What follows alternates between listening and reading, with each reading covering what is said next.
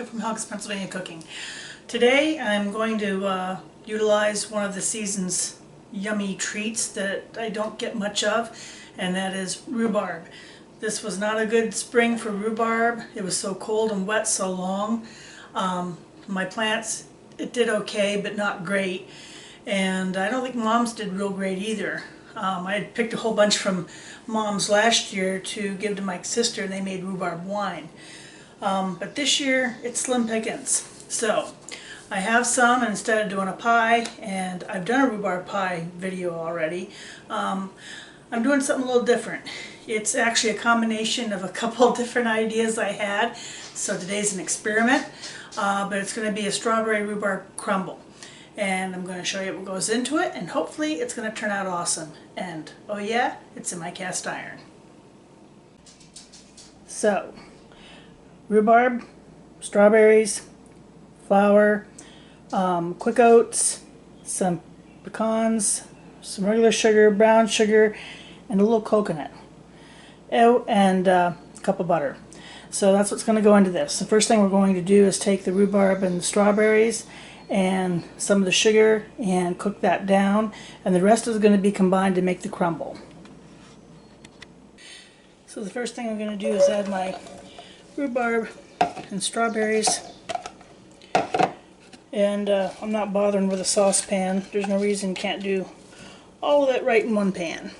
Look how pretty that looks. And it starts warming up, I'll add the sugar.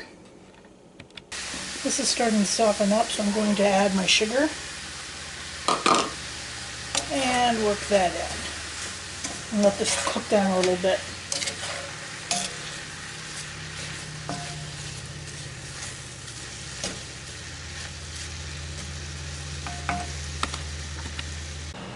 So while that is reducing down, I'm going to take our flour and brown sugar and quick oats and just give these a stir in a big bowl here. Add my nuts, and you can use whatever kind you want. I just had these on hand and wanted to use them up. And now we're going to cut in the butter. And as usual, the recipe for this will be in the description below, as is always.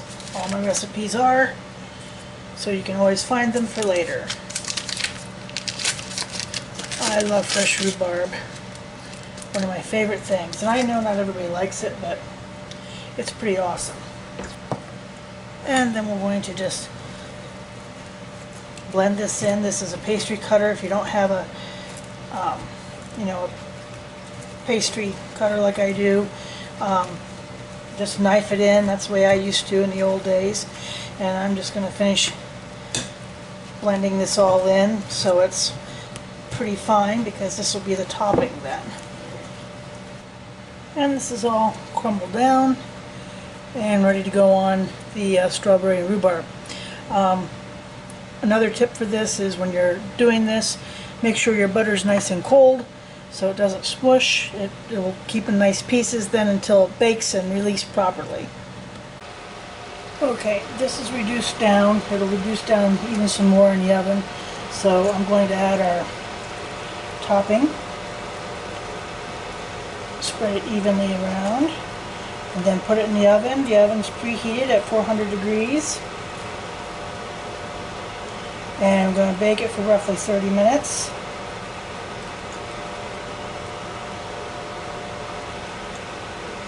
It smells so good. Spread it around like this, and then I'm going to sprinkle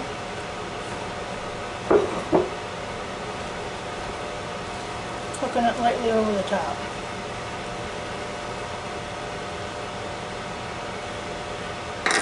Okay, that's all she wrote. Put her in the oven and we'll see what we end up with. I don't know how it's going to taste, but boy, it sure smells delicious. Strawberry rhubarb crumble. It's done. If you can see it here. Oh man. It smells so good. Let's give it a shot. You see all the strawberry and rhubarb there.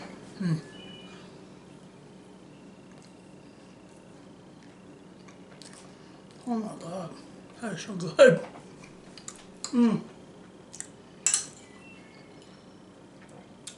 Nuts give it a nice dimension. I bet you this would be really good with walnuts too.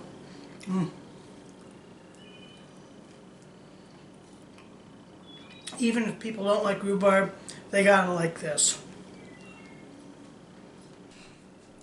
So, that was pretty easy. Wasn't much to it.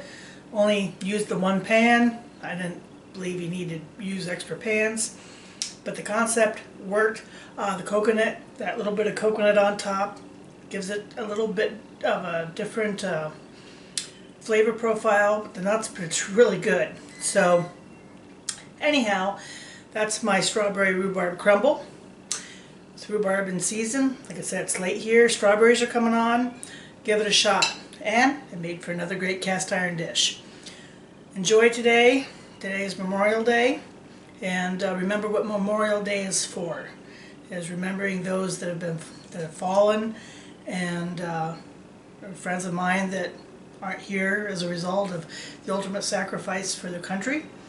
So while we celebrate today with great food and friends and family, remember what the day is really all about, and say a prayer for them.